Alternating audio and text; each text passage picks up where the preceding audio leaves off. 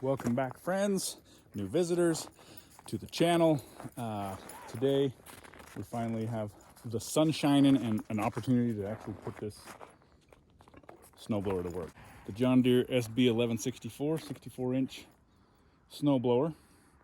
Real quick, all that I've managed to do so far was yesterday I kind of carved out a little space right there just to try to start widening out that driveway again, and then I parked it. So today what we have done is spent maybe 10 minutes on it so far, starting to carve out a path this way back up to the upper side of the property.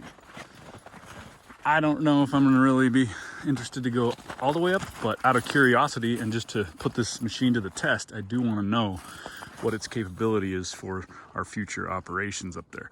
It goes back about 500 feet that way and 300 feet that way to the edge of the property. And in a year or two, we plan to be having quite a bit of activities up there, greenhouse and so forth. So need to understand how well this tractor performs with this snowblower.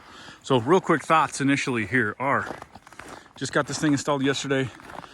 I mean, it's just huge. First thoughts is that I'm glad I went with the 64-inch.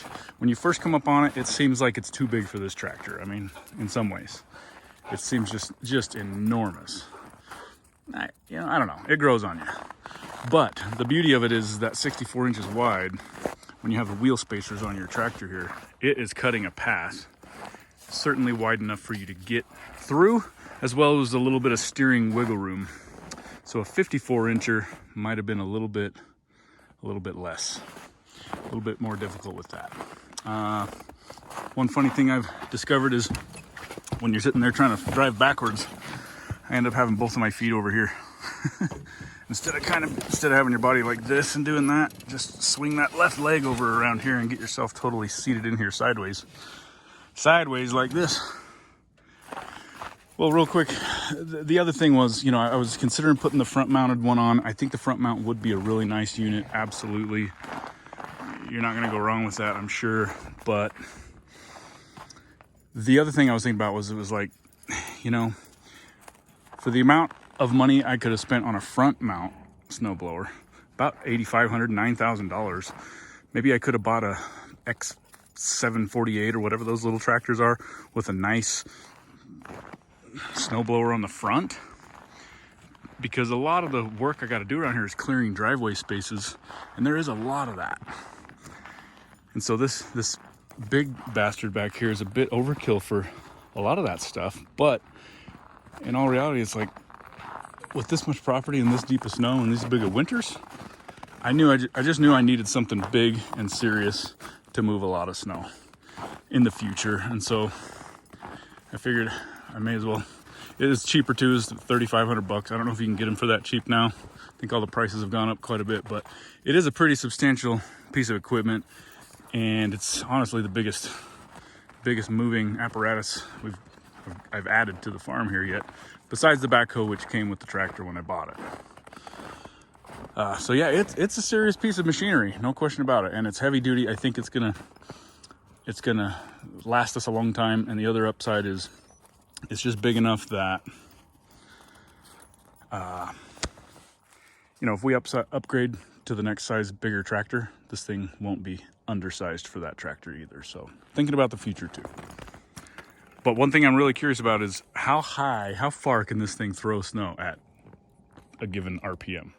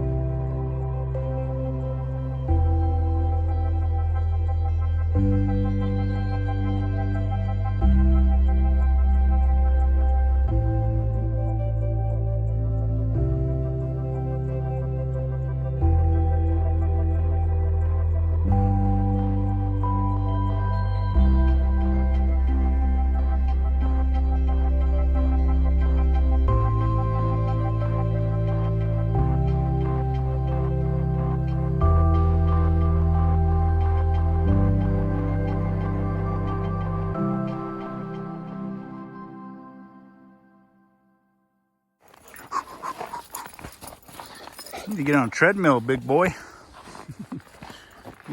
need to take you on some hikes. All right, man. Well, that satisfies my curiosity. So at first we just ran it at my normal 1500 RPM. When we first started, then we switched up to 2000 RPM, and then I only ran it at 2500 RPM. And I think right then when it was about 2500, it was showing that the PTO was at its might have said 520, 530. So I didn't want to push it all the way up to 3500 RPM or whatever, 3000 RPM to the top of the range, but definitely meets my expectations here. And fortunately our slope here is gradual enough to where it doesn't really kind of get too steep. So there's a chance that I might be able to clear this from the bottom up and not have to make my way a long way around up through the country road to get up here. And I'm sure once I'm able to actually stay on top of it and clear it out every so often, you know, it won't ever get this deep. But yeah, dude, what a freaking beast. It was throwing snow almost all the way over there to my camper. I mean, that's throwing snow as far as I'll ever need it to throw. No question about it. Look at this. This is over. Right now it's up to my belt. And it's been settling for about three or 4 days now with a good bit of sunshine on it too. So it was a few inches higher, but all right, I'm gonna actually get to work now. See what I can do to remove some of these mounds of snow. And it's hard to do that while you're trying to vlog and video. So thanks for watching. If you're thinking about getting one of these machines, I'm sure you'll be super stoked with it. And I had fun hooking it up, going and retrieving it. So check out those other videos, the most recent ones I posted. And just happy as could ever be with the old 2038R here. Super sweet machine. Thanks for watching. We'll see you on the next one.